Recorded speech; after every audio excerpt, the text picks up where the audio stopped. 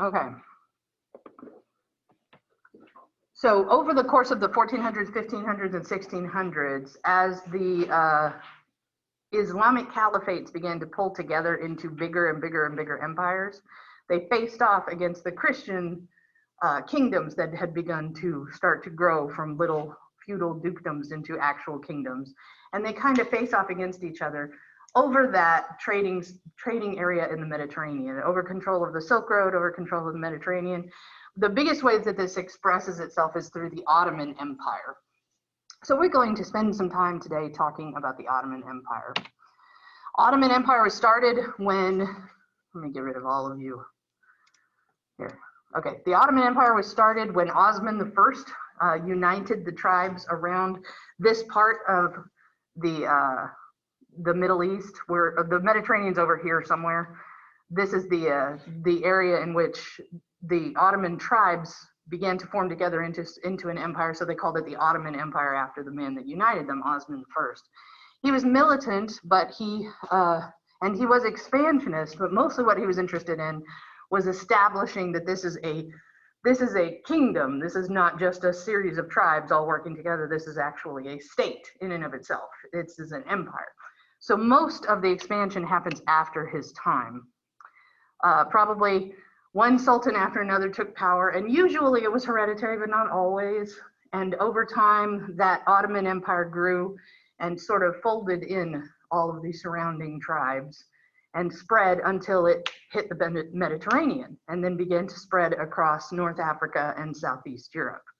So the Ottoman Empire spread across the land, hit the coast, and went around the outside edges.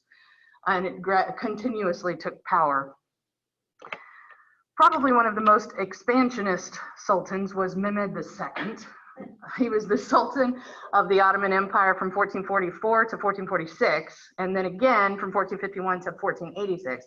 That's because when he was 12 years old, he had been raised to be Sultan. He knew he was born to be Sultan. His father had told him from the day he was born that he was going to be Sultan, but he was raised by scientific teachers. And as, I don't know, sort of one of those, I am your father sort of moments, when he was 12 years old, his father said, oh, all right, take it, it's yours, and handed over the empire to him, and then went to battle himself and fought European forces himself, and basically handed his 12-year-old son the whole empire. And I don't think, when you read about it, it doesn't sound to me like it was because he trusted him. It sounded like because he was trying to teach him a lesson. Like, oh, you think you're a big shot? You think you're smarter than me? Here, you take it. Because after 2 years, he handed it back. He said, Dad, take it back. So, kinda, I mean, 12 though. I mean, if you think about it, he was 12, you know? So when he was 14, after he had led his forces successfully in a campaign, at the same time that his father was leading a campaign someplace else, he handed the throne back to his father, and his father took it back. And then he inherited it again in 1451 when he was about 19. So he was, 1451 when he was 19, is that right? Yeah, 18. Well, anyway, he took it back when his father died. But by then, he had already had the experience of ruling for a couple of years and leading armies for a couple of years. So he became this like force for expansionist conquest under, you know, the tutelage of these scientific teachers that he had when he was growing up, and then this life lesson he got from his dad when he was 12, and then the expectation of what it was actually going to entail to rule this expansionist empire, so that when he took it over, he was actually ready to go to war himself. So one of the things that his father set out to accomplish that he never did was to conquer Constantinople. Mehmed II did conquer Constantinople. He marched in naval forces and surrounded the part of Constantinople that was on the sea. About 2/3 of Constantinople is facing the water, but some of the water that it's facing is river, and it's hard to get to and it's easy to defend. So you can attack from the sea, but you can't get to the rivers unless, you know, you can get through to those river mouths, and the Constantinople forces prevented that. So Mehmed did something smart. He marched all of his boats over land and parked them in the rivers. So he managed to surround 2/3 of Constantinople and besiege it for less than a month. And after less than a month, it fell. And I mean, not barricaded, what's the word I'm looking, barraged? Barraged, Yeah, he hit it with lots of cannon fire. He constantly bombarded, that's the word I'm looking for. He bombarded it with cannon fire the whole month, but he also cut off all their supplies, and the people inside the city had developed a sort of, I don't know, supernatural worry about Mehmed, because there was one of the hadiths in the original books of the prophet predicted that danger would come from the water on the wrong side of the city, and that it would fall, and the person it fell to would be, you know, the rebirth of something. And so they thought he was mythic when he arrived, and actually managed to pull that off. So he took Constantinople, and Constantinople became, anybody? Istanbul. It was Constantinople, now it's Istanbul.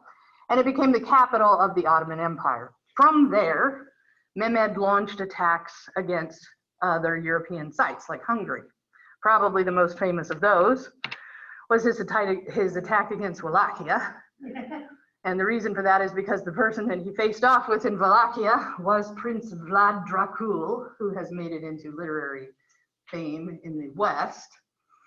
The truth is that that wasn't a very successful campaign for Vlad, but it was famous anyway because Mehmed's forces were overpowering Vlad's forces pretty easily. And we're talking about like Hungary here, we're talking about Budapest, you know, Southeastern Europe. So Vlad's forces were trying to hold, but they got pushed back to the mountains. So Mehmed pretty much thought that he had won, but during a night attack, over 50,000 of Mehmed's men were impaled on a field, and they didn't know it until they found them there, still dying of being impaled, because apparently that's not something you just do to corpses. Yeah. And we're not going to get any more graphic than that, despite what Jordan would like to hear us do. There are history documentaries on that if you're interested.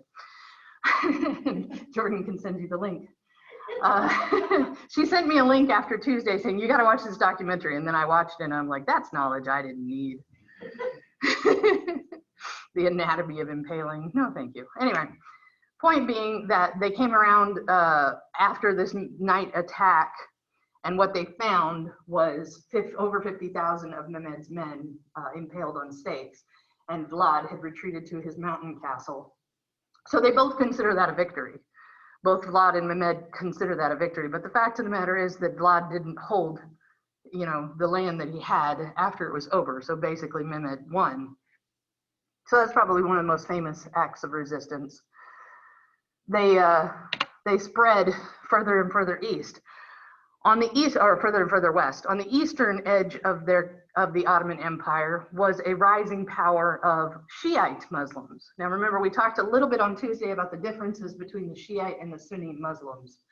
The Sunni Muslims believed that that the leadership needed to pass through believers. So it needed to pass through people who were called to be prophets themselves. The Shiite believed it needed to pass through blood. And so they adhered to a stricter standard of Muslim practice. And the Shiite mystics that requested revelation from God tended to do so and then follow those instructions in a very military way. Let's put it that way. So over on the eastern edge of the Ottoman Empire, there's a force rising called the Safavids. And the Safavids are Shiite, military, mystic, tribal Muslims who are bonding together to form a military force and take land. And one of the defining characteristics that's different between the Ottomans, who are Sunni, and the Safavids, who are Shiite, is that when the Safavids take new territory, they try to impose Islamic practice on the territory that they take. So they tried to move into Afghanistan, and in the tribal people of Afghanistan, who are nomadic people, they tried to impose Islamic law and Islamic practice on the tribal Afghani people, and had their asses handed back to them on a platter when they did. And as a result, the Safavid strength broke, and the Ottoman Empire took that opportunity to sweep east and take quite a bit of territory away from the Safavids. Okay, so you got the map in your head of how that happened. They moved up, they got rebuffed, they fell apart. the Ottomans moved in and took territory from them. So the Ottoman Empire takes Iraq because the Safavids attacked Afghanistan. Does it make sense? I don't want to lose you. But you need to be able to see the Ottoman Empire as something that's growing this way and this way and this way all at the same time, but not because they are marching troops into these areas. They're just very opportunistic, and when they see an opening, they exploit it. When they move into a new area, they don't do it in purely military fashion, but I want to save that and talk about that a little bit later. Oh, I just covered all of this without going into my slides. So I'll cover it just so you know. The Safavids, militant Shiite mystics, one of the things they had done is they had they had declared one of their people, one of their leaders, as a hidden 12th Imam, which is almost like a reincarnation of one of the original followers of Muhammad, a Messiah figure whose job was to wipe out this hypocritical, that's not, again, I'm having trouble with my vocabulary today. Heretical, I guess. The Sunnis who had done everything wrong, this person's whole job was to wipe them out. He took control of the military forces, and when the Ottomans swept in after they had been defeated by the Afghanis, they also defeated him, which meant that he was apparently not this new Messiah guy. So he became just the king of Persia and let them have Iraq, and he kept Iran. And the Safavids do remain Shiite, though. They don't move over and become Sunni Muslims. They stay Shiite Muslims. Yeah, so there you go. I guess that slide will make it into the PowerPoint later, and you'll be able to read it when you need to review. Okay, so in 1520, the Sultan, and this is a great-grandson of Mehmed II, Mehmed the Conqueror, that took over was Suleiman, the magnificent. And you can tell he's magnificent because he has the biggest onion hat. He is the one with the onion hat that matters, man.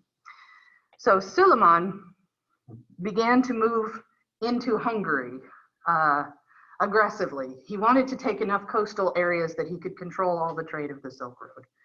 And he believed he should, because, you know, that way he could turn the entire trade of the Silk Road to Islamic practice, you know, which is a good thing for Islamic people.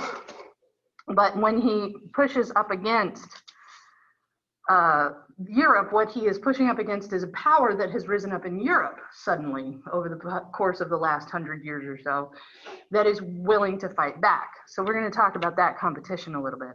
It begins with a fight with Portugal. We talked a little bit on Tuesday about the Reconquista, and Sam brought up a good point, so I want to cover it again. The Battle of Granada happened and finished in 1492, but after that was a systematic purging of non-Christian people and taking the whole peninsula back for Christ. So the Reconquista is not so much about the battle as it is about taking the peninsula for the Christians and no longer allowing it to be anything but. So the Reconquista is not just about the battles, but the last battle that took place as part of this Reconquista was in 1492, and it was against the forces in Granada. They pushed all of the Muslim people out. They pushed actually Muslim people and then made allowances for Jewish people to stay under certain conditions. They allowed Muslim people to stay if they were willing to convert to Christianity on paper. But that changes in the next decade, and they begin to renege on that as well. So the Reconquista actually happens almost as a direct result. Constantinople falls in 1453, and the Reconquista really starts to get speed in about 1460 and pushes south further and further and further until the battle in 1492 in Granada. So it's almost like a direct effect of the fall of Constantinople, the spread of the Ottoman Empire. One of the cool things, I guess, that happens, cool is a funny word to use in this instance. One of the things that happens is as they push people out of Granada who've lived there their whole lives just on the basis of their religion, they begin to find homes and occupations elsewhere, my favorite of which is when they become pirates. They become pirates on the African coast, corsairs, and they launch attacks whenever Portugal can't trade this way, because this way is the Ottoman Empire. So they try to find a way around Africa and set up ports, and everywhere they go, they are harassed by the corsairs, by the Barbary pirates. Yeah, a little bit. Well, that's a desert force, though. We will probably talk about that quite a bit later. Okay, now you saying 1492. America hadn't been discovered. Well, literally that year is the year that Christopher Columbus sailed. So this whole time that this is going on is right after 1492. Columbus has sailed and is, they're making discoveries, but the first real expedition isn't going to be until like 1510 or so. Okay. So the whole time the Spanish are sailing over to the New World, the Portuguese and Spanish are also trying to find a way around Africa to get to India. Yeah. And so they're fighting with the Ottoman Empire and the other Muslims in order to do that. I guess probably my favorite pirate, and I wish, well, I should have opened my laptop and stuff, because now off the top of my head, I can't remember her name, but she was a daughter of a really prominent, rich merchant living in Granada. Is this the one that they did on that YouTube video? I know who you're talking about. Yeah, I can't think of her name, but it's in the notes. So when you see the PowerPoint, it'll be in the caption, and I just don't have it pulled up so you can see that, which sucks. I apologize. Anyway, but she was the daughter of, she was the daughter of a really rich merchant living in Granada who was pushed out of Granada because she was Muslim. And rather than, slinking off and just, humbly she becomes a pirate queen. Yeah. And launches her own pirate attacks for about 20 years. She becomes like the queen of the Barbary pirates. Nice. So she's my favorite, and I can't remember her name. I don't think it was her real name anyway. It was Anne. Well, they called her Anne. Well, who called her Anne?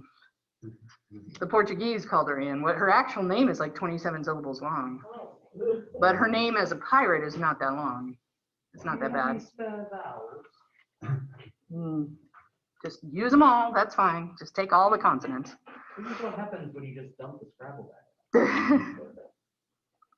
So the Ottoman Empire fights with Portugal over trading routes and ports for a good 50 years. From about 1536 to 1580, they're constantly fighting in the Indian waters, in the waters around India, over who is going to, have dominance with trade with India, which is one of the reasons why the Portuguese were happy that there was now a new world with new supplies and new things. But they still got to get to India. They sailed west in the hope of finding a path to India. What they found was a whole new continent with its own wealth of resources and things that they could exploit. They still got to find a way to India. So the fighting with the Ottoman Empire never really stops. The richest of these merchant families, of course, is Charles V, is the family that Charles V is part of. He is the Holy Roman Emperor, and he is a Hapsburg. So we talked a little bit on Tuesday about the Hapsburg family. This is a rich merchant family that rose up during, you can actually trace the Habsburgs through several families all the way back to Rome. But they were a part of that Germanic barbarian group that rose and capitalized on the fall of Rome and the rise of the Visigoths until they were a nice entrenched, settled merchant family that ran most of the businesses in Europe. And then the royal family started marrying into them. So when the Queen of Portugal, who was the daughter of Ferdinand and Isabella, Queen of Castile, excuse me, Portugal. Portugal, the Queen of Portugal, daughter of Isabella and Ferdinand, was married off to Charles V, who is a Habsburg. All of the military power and governmental power of Spain fell into the laps of the Habsburgs. So they became a fighting force all of their own and launched a counterattack against Suleiman in the Ottoman Empire. So most of the battles that you see between 1300 and 1683 are between people that are connected somehow to this family. So here's a good map of the expansion of the Ottoman Empire. As you can see, it starts all the way back here. It starts here, right on the edge of the Black Sea. And as I said, it expands until they have land on the Persian Gulf that they took from the Safavids and on the Red Sea. The land that they took in the north of Africa under Suleiman the Magnificent, and land that they took drifting towards Southern Europe. And there's there are stories about living in Venice at this time, in the 1500s, living in Venice, and knowing that at any moment you could be summoned to go and fight the Turks because they're taking another island, and if they take another island, they'll be able to launch more attacks against Venice directly. there's evidence that this was on everybody's mind, that this creeping force was getting closer and closer to taking over. And it was a part of your everyday life in Southern Europe, that the Turk was coming, that when the Turk gets here, when the Turk invades, we're going to have to go to fight the Turk. And that was what they called him, Suleiman. So the question I guess we have to ask ourselves is, why was the Ottoman Empire's conquests, why were they so effective? Well, one of the reasons is because when they attacked an area, they didn't destroy it. The Turks, when they invaded an area, those lands became tenant lands. They became, so if I am part of the Turkish military and I've been sent to invade your land, and I arrive at your land and I tell you you can keep it, all you have to do is promise not to make any trouble for me. Then you have now officially become part of the Ottoman Empire, although you have managed to keep the land that you already had. This is an extremely effective form of invasion. Invading and then saying, you belong to me, but I'm not going to mess with your life too much, you're just going to owe taxes, is extremely effective, because on a person-to-person basis, people just want to live their lives. People just want to get on with their day. So who is actually in charge of them way at the top is often not as important throughout history as whether or not they can continue to farm the land they've been farming. Now, if you get up and try to move a population, or you try to change a population, you run into resistance and uprisings and a whole shifting, the map shifts. But the Ottoman Empire didn't do that. They moved into Christian areas and they took tenant farmers and they allowed you to continue to be Christian. You just had to agree that the Islamic people were going to be in charge of you. That you could still worship Christ, you could still do all of these things. The Islamic people called Christians people of the book. And the reason for that is because they all come from the same set of books. The Jewish people, the Christian people, and the Muslim people, they start with the same Old Testament. And then they reach a certain point and they go 3 different directions. The Christians have a Messiah. The Jews have a Messiah who hasn't arrived yet. But the Christians have a Messiah. The Muslims acknowledge that too. But then the Christians have a prophet named Paul who tells them what to do with everything that the Messiah said. And the Muslims have a prophet named Muhammad who tells them what to do with everything that Christ said. And they're different things, they're different instructions. So Paul's instructions come about 60 to 70 years after the death of Christ, and Muhammad's come about 600 years after the death of Christ, through revelation, through an angel, visitation by an angel. But at their core, all of their foundational documents are the same. They all come from Abraham, they all come from through, and then unless they're Jewish, they come through Mary and through the birth of Jesus. And even the Jews acknowledge that Jesus was born, they just don't think he was the Messiah. He's unimportant, he's just one more teacher that wandered through and had things to say. So they all come from the same foundational documents. It's not that hard for a ruling party to point to that and go, okay, well, we've got the right answers on how to deal with God, so we're going to be in charge of everything, but you believe whatever you want to as long as you don't get in our way. And also you pay your taxes. So that was how the Ottoman Empire kind of stepped in and did that. They collected taxes. It was a job that was traded. It was an honor to be the person whose job it was to collect taxes. And you would buy that honor from one another. You would have the tax collection for this group of villages, and you would have the tax collection for this group of villages, and me being pretty rich would buy yours, and then I got the taxes from both of your villages. Mom said it's my turn with the tax collection job. Yeah. it was like collecting a chit. It was like collecting like collectors, How many of you have collectors in your life? It's okay, tell the truth. Okay, do you know that from one year to the next, a completely different company could own your debt than the one that owned it last year? All they have to do is buy it from each other.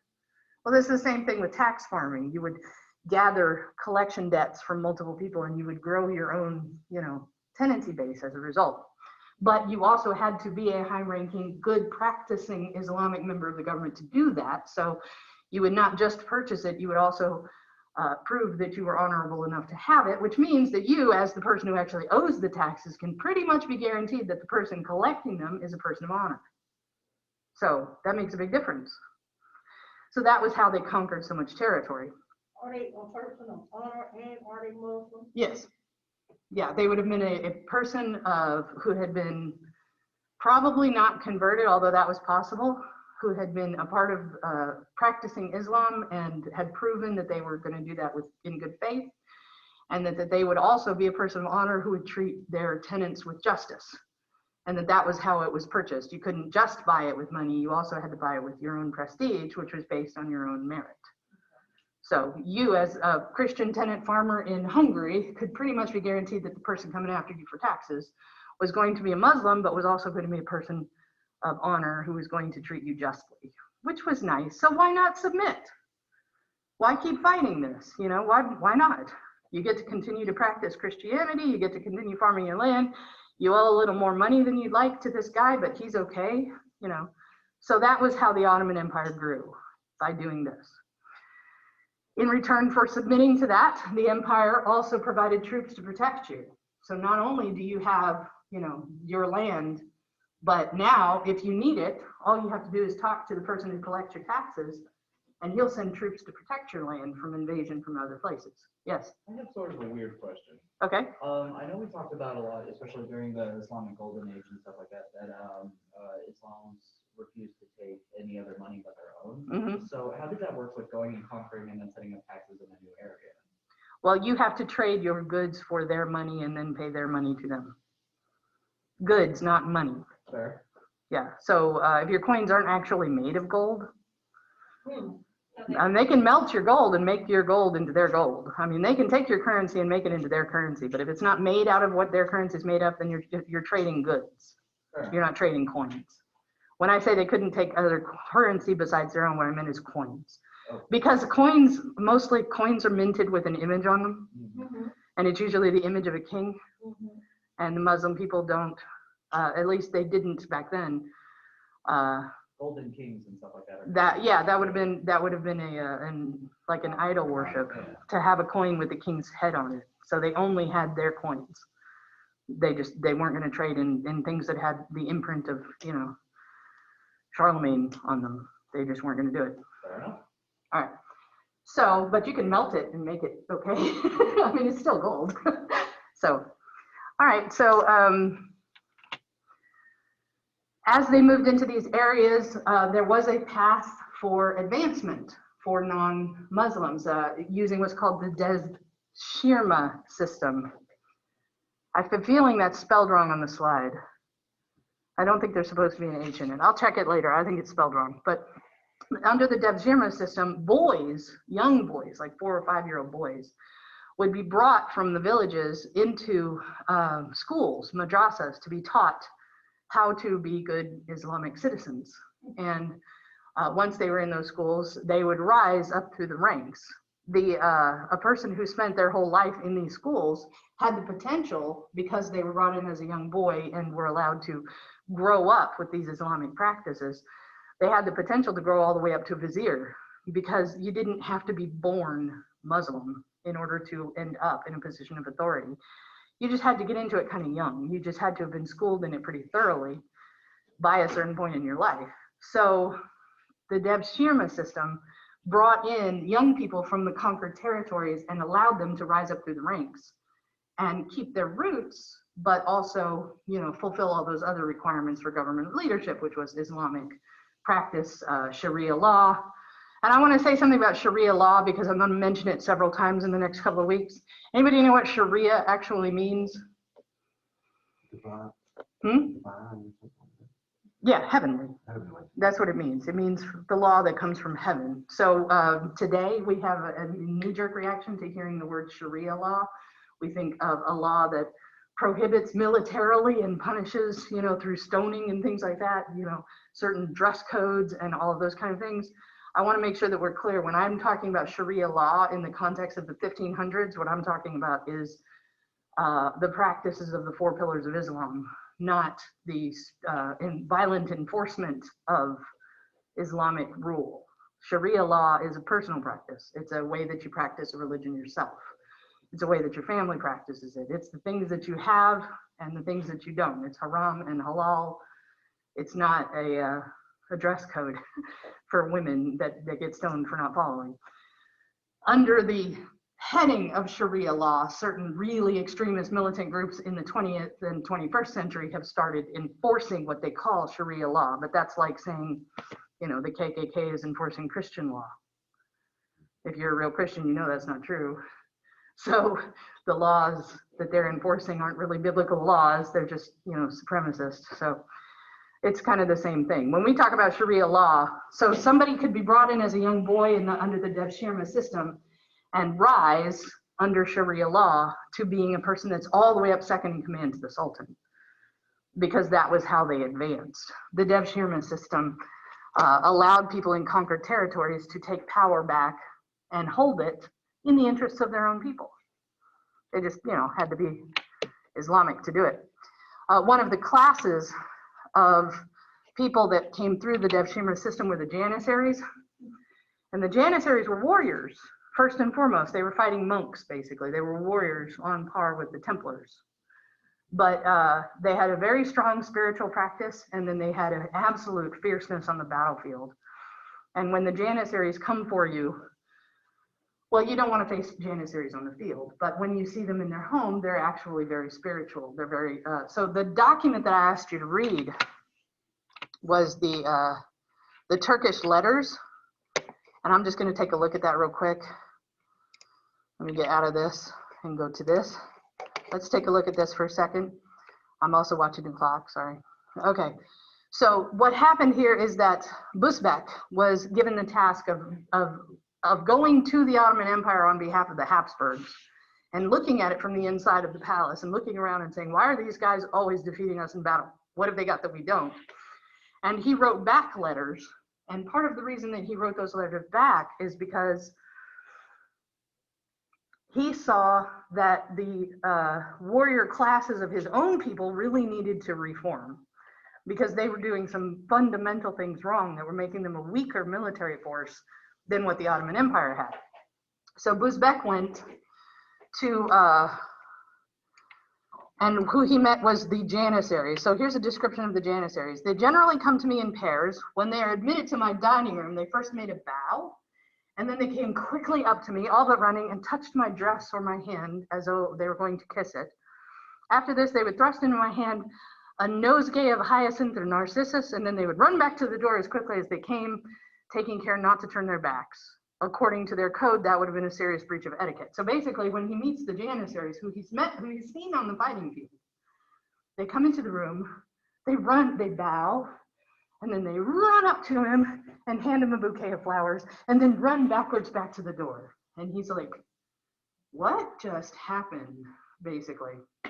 And the reason for that, they bowed, they thanked him for his kindness. To tell you the truth, if I had not been told beforehand that they were Janissaries, I should without hesitation have taken them for members of some order of Turkish monks or brethren of some Muslim college.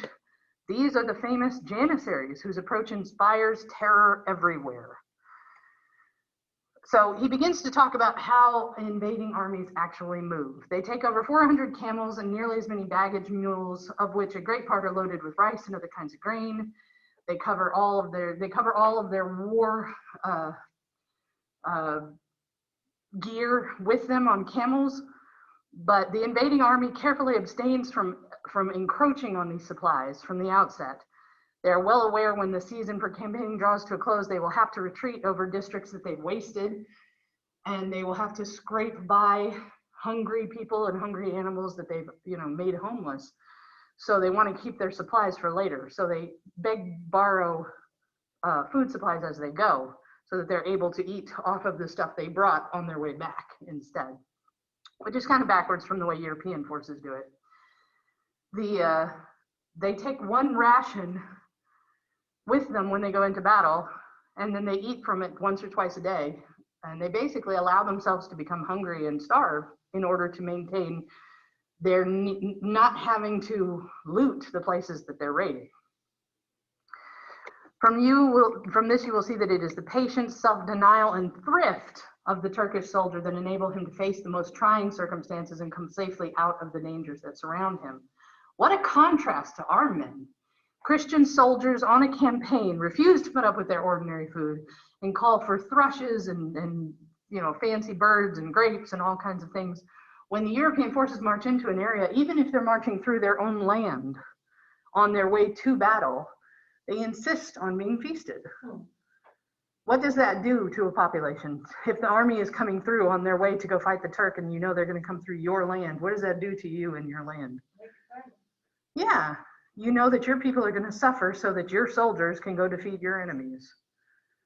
And that's not, that doesn't really make you want to support the military so much, does it? The fact that you know they're going to come through and they're going to make a mess on their way through, and you're supposed to still be cheering for them because they're going to face your enemies. Here is probably, to me, the most important part of what Busbecq discovers. No distinction is attached to birth among the Turks. The deference to be paid to a man is measured by the position he holds in the public service. There is no fighting for precedence. A man's place is marked out by the duties he discharges. In making his appointments, the Sultan pays no regard to any pretensions on the score of wealth or rank, nor does he take into consideration recommendations or popularity. He considers each case on its own merits and examines carefully into the character, ability, and disposition of the man whose promotion is in question. It is by merit that men rise in the service, a system which ensures that posts should only be assigned to the competent. Now, how is that different from what's happening in Europe at this time? Because, I mean, they've got all these rich people like sending their kids and then. Yeah, who's militarily in charge among the Europeans? The elite. The elite. The elite. The third sons of who? Right, okay, so the wealthy. Nobles and dukes and- Right, so it's not the most competent soldier, it's the one with the most financial backing. It's the one with whose father has the most influence. Harvard kids. Yeah, so, well, no, I wish, wouldn't that be nice? No, it's more like, you know, anyway. It's the oil industry leaders' kids who didn't necessarily go to Harvard. No, and if a soldier happens to be born a peasant and turns out to have an amazing aim and a skill with a sword and all of these, and an intrinsic idea of how to win every chess game that he ever plays, is there any possibility he's ever going to rise to be a knight? Probably not. No, because you have to be born into that. Right, well, that's not how the Ottomans do it. They look for, in this Devshirme system, they look for people with promise, and they feed that promise, they nurture that promise. And then when it comes time to appoint somebody a leadership position, the Sultan looks at who the possible leaders might be and then ranks them on their merits and then promotes the most competent. So pretty much every commanding officer you find in the field in the Ottoman Empire is going to be somebody who's really good at their job. It seems like a very simple thing. Do we still do that in the American military? Do people rise, can people rise through the ranks in the American military and become officers? Yeah. Can they? No. How do you become an officer in the American military? You have to have a college degree. Yeah. Right, okay, so there's just a tiny bit of elitism still left, but it's based on officers, but it is theoretically possible for somebody to come from the lowest possible circle of society, work their way up and manage to get, you know, a scholarship to West Point and then end up as a general. Once they get up there, are they going to run into closed clique elitist circles? All right, so we still have a little bit of that left in our identity in America, but you can see how in this way, the Ottomans are way ahead of history by starting with the idea of merit. So that's one of the ways that they do it. You can get battlefield commission. Yes, you can, but you have to be at war to do that. Sure. And as we study in the Vietnam War, people who are striving for that often get fragged as a result. Yeah. Yes. Oh, no, I didn't mean to do that. Whee!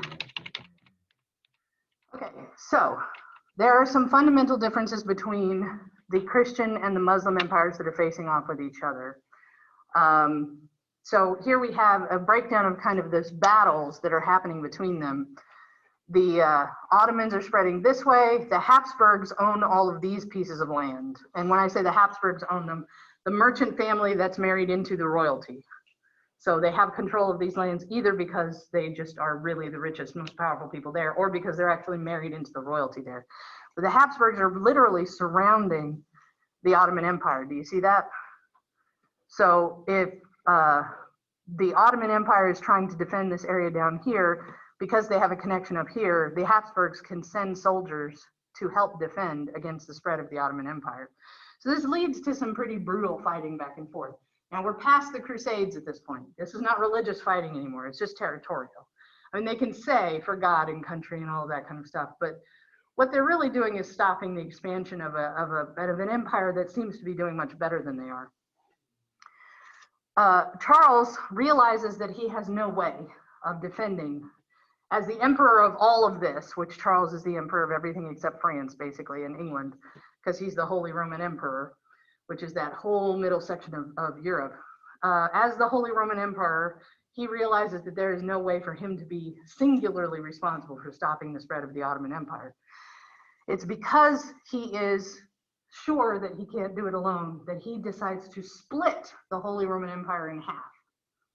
It's not just split the responsibility for stopping the Ottomans in half, but actually splits the empire in half.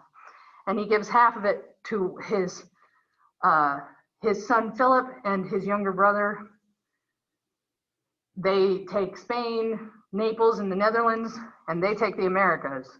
His brother takes Austria, Bohemia, Hungary, and the Holy Roman Empire. So his son becomes responsible for this part in the New World, and his brother becomes responsible for this part.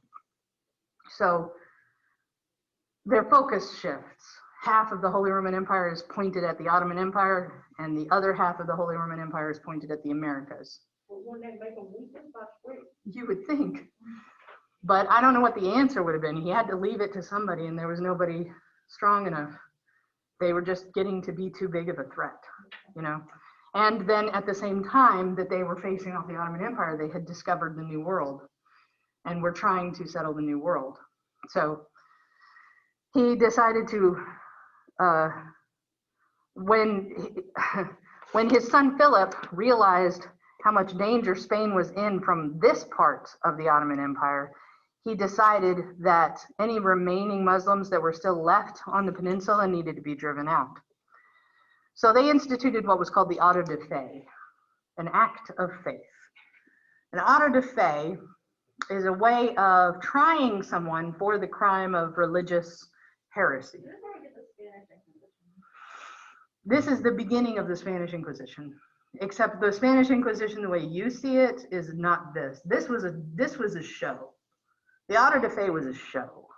Okay, basically, the way that an auto de fe worked is that there was a very thorough trial practice, which also usually included torture of some kind.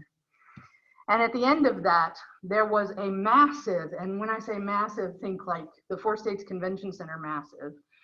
Well, okay, I've been in bigger convention centers. Think of like the arena, you know, massive trial in which basically we're not actually going to let the witness speak. We're going to give big speeches and talk about how close this person has come to their own damnation. Confess, I tell you, confess. Oh, okay. No, I'm telling you to confess. You know, they get right on top of him and they make it so that there's no way. Usually it wasn't a single person. Usually it was a group of people that were brought in as a part of the auto de fe, and they were a representative from a larger group. So in the south of Spain, what this meant was that they pulled 20 people in who were still part of the Muslim communities, even though they had promised to respect the Christian, you know, hierarchy. And those 20 people would be put on this very elaborate theatrical trial and then marched from the trial to their execution ground in a big parade. And in that big parade, then they would be put on a pyre and, you know, surrounded by hay, and somebody would stand there with a torch. And then they would say, "You're right, we're sorry, we confess." And then they might be brought down and allowed to go free as long as they do whatever comes next. They were not being punished because of something they had done individually. They were often being punished so that a whole population would be scared by what had happened to them. This is something that happens a lot through history, where a few people are punished so that a whole population can be afraid. Can y'all think of other examples of that happening? Yeah. You punish a couple of people, and even at post-slavery, when you're talking about lynchings and stuff, you're talking about a few people being punished so the rest of them will behave. You know, this is something that happens all through history. But it was very big and very theatrical, and it was all based on the sanctity of Christianity. It was a trial that they hadn't broken the law, they had broken faith with God, and as humans, it was our responsibility to put them back on the right path. Now, sometimes the auto da fe did result in mass burnings of people. Sometimes they did actually result in mass executions. More often than not, it was mostly theater, but a lot of times it did actually end up in really bloody, awful, horribleness. So probably the biggest difference between the way that the Ottoman Empire approached conquest and the way that the Christian empires approached defense was that the Christians actually made it about religion and the Ottomans didn't, because you could actually survive and thrive as part of the Ottoman Empire as a Christian.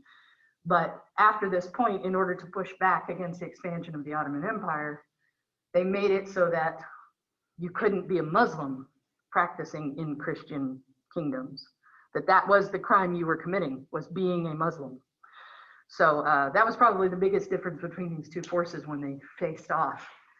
And it creates some problems later, because what happens when you go on a religious crusade and you are not yourself a very faithful person?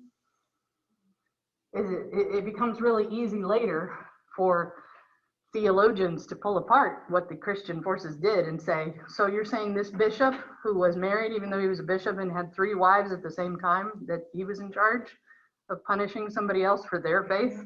Really? That these people who live in palaces, even though they're told to take a vow of poverty, they're the ones who are making these decisions? When you make a fight about a religious, give it a religious foundation, it always ends badly. Okay, the Ottoman Empire, anybody have any idea when the Ottoman Empire falls apart? Anybody want to hazard a guess? World War I? That's right, World War I. So World War I is when the Ottoman Empire finally comes to an end, 1922. So the Ottoman Empire does not get defeated by Christian forces at this time, but it does begin to slow its expansion as a result of this pushback from the Hapsburgs. But they still remain the Ottoman Empire, they still stay until World War I. So what I've given you to do today, well, this slide actually belongs way further up. The expulsion of the Moriscos from Granada, we talked about that. They became like, they were being pushed out of Granada, and they had, like, one of them became a pirate. We talked about that earlier. This slide belongs in a different place. Say what? If that was her name, that wasn't her name. So her name will be, it's a caption on the slide. I could look at it right now. Let me look what her name actually was.